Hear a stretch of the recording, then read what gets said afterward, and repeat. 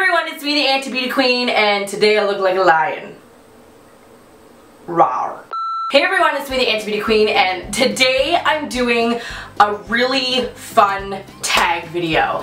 It's something kind of new between me and another YouTuber, and that YouTuber is one of my personal faves here. Her name is Courtneysvlog. I've talked about her probably 1,000,001 times on my channel.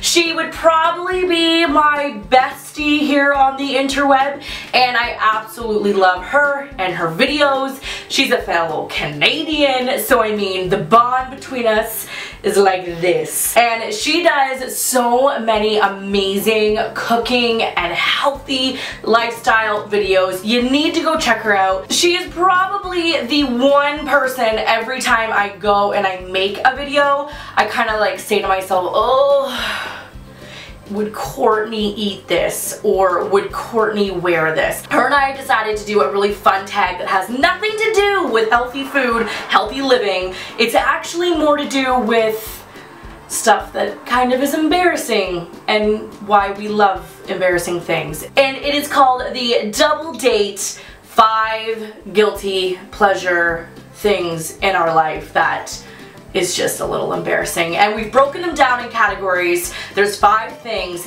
and I'm not even entirely sure if I'm ready to share some of the things that are on this table with you guys, but you know, I have to. I promised her, and please don't laugh at me or judge me too hard when I talk about some of the things I'm going to talk about. So without further ado guys, here are my top 5 guilty pleasures.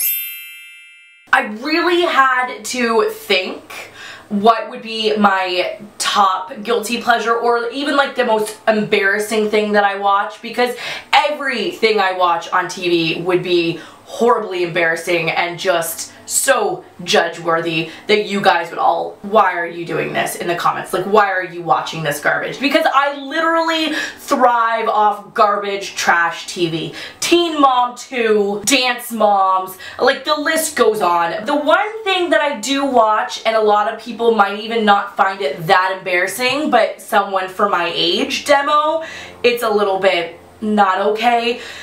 I'm probably gonna have to say my guilty pleasure would be Girl Meets World. If you have been living under a rock or you're not even familiar with the 90s, it is obviously the spin-off of Boy Meets World, which I happen to own every single season on DVD. So there's that. It's all about their daughter and her best friend, and it's a blatant, it is such a blatant ripoff of the first one, but it's okay, and it's just so unbelievably cheesy, and I can't get enough of it. I seriously love that show so much, and the first time I watched it, I was like, this is not at all like Boy Meets World. This is sugar-coated, Hannah Montana, not okay Boy Meets World. And then I watched the 2nd, 3rd, and 4th episode, and now I can't stop watching it.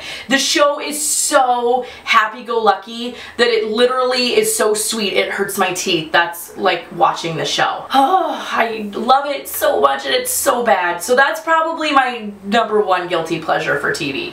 Girl Meets World.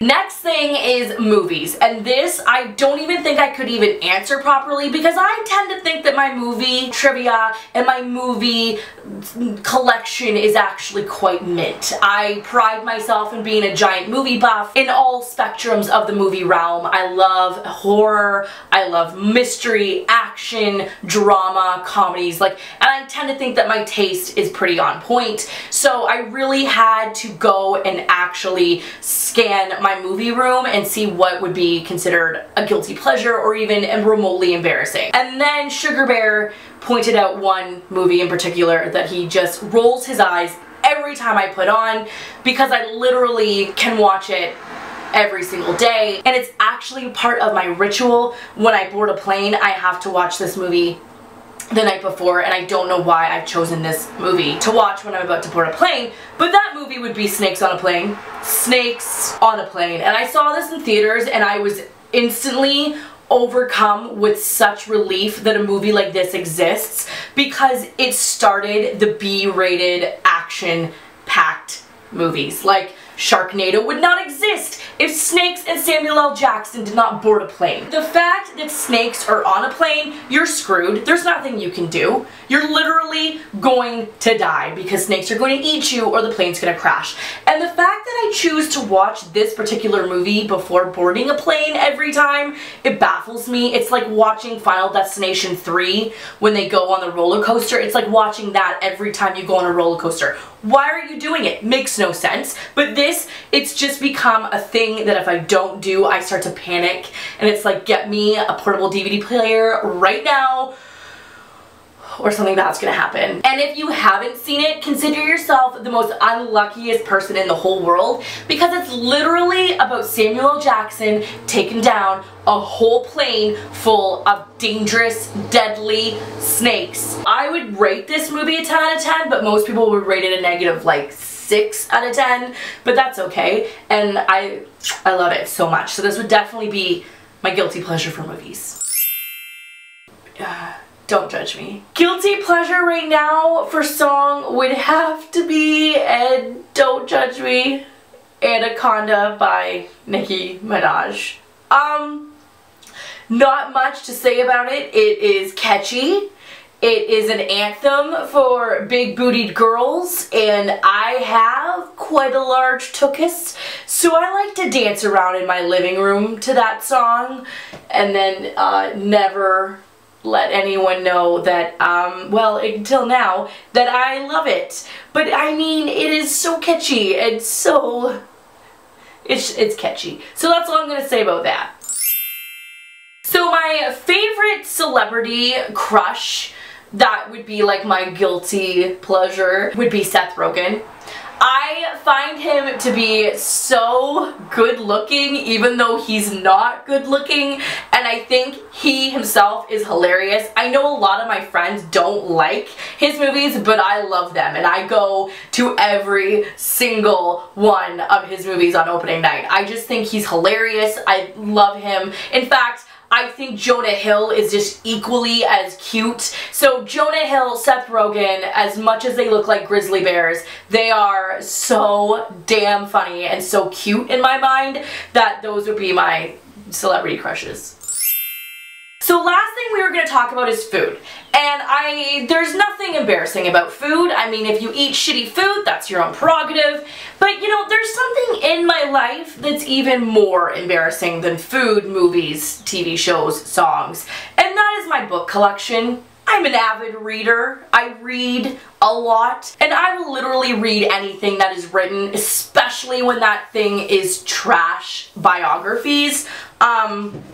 Just to give you a little sample of some of the trash biographies I currently own, and this isn't even half. This is just all the shit that I could actually manage to carry. I don't know if you've ever watched any of my past videos, but I do tend to talk about my trash bios quite a bit, and someone even asked me if I would do kind of like a run through on the most embarrassing books that I own, and I felt like today would be a perfect day. I'm not gonna go through all of them. I'm just gonna go through the ones that are extra embarrassing. So let's start off, shall we? Jodie Sweetin.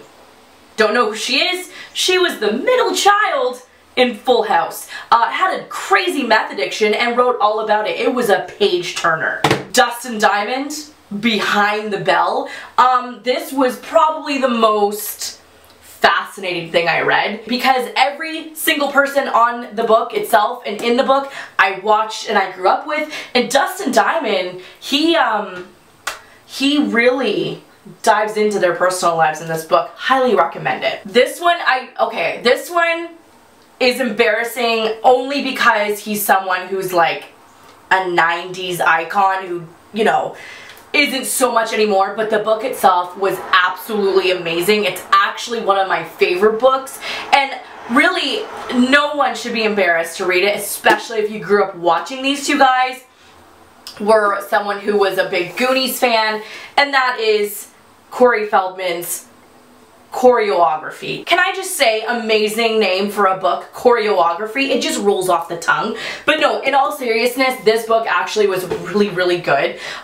It does talk about a lot of his struggles with addiction and just things that happen behind the camera that really makes you open your eyes to the dangerous lifestyle that celebrity kids probably go through. And really, I can't even say it's embarrassing. It's just funny because Corey Feldman is someone who I grew up watching, and he really likes to do B-rated stuff now, but the book itself was unbelievable. So I do say, read this if you were a Corey Haim, Corey Feldman, anyone from the Brat Pack era fan, you would love it. Next thing is Facing the Music and Living to Talk About It, Nick Carter. I got this thinking this was a full-blown biography. No, it's a self-help book from Nick Carter. And then the last thing, the best thing, Melissa Explains It All. The Melissa Joan Hart biography. This thing was pure magic because she starred in one of my favorite Nickelodeon shows as a kid, Clarissa Explains It All. If they would just bring that back, I would be in heaven. And then she obviously went on to star in Sabrina the Teenage Witch and a slew of teen movies. This is just one of the funnest books I've read. It is literally, you just turn your brain off, you check it at the door, and you read about her life, and it is spectacular because it brings you down a memory lane from the 90s. So that is it, guys. Those are some of my favorite things to talk about, even though some of it could be embarrassing. If Courtney's watching this, I apologize that I didn't come up with a food thing. I'm sure you did, and I'm sure it was fabulous. Go check out her channel. I'm gonna have all the links down below so you can watch this video and you can find out all of her top 5 guilty pleasures. And if you want to join the anti-movement and you haven't already, and you want to become an anti-beauty queen yourself, all you have to do is hit that subscribe button. And if you want to join me all over the internet, my username is antibeautyqueen, and I'm on Tumblr, Twitter, and Instagram. And until next time, guys, I'll catch you on the flippy flop. Bye.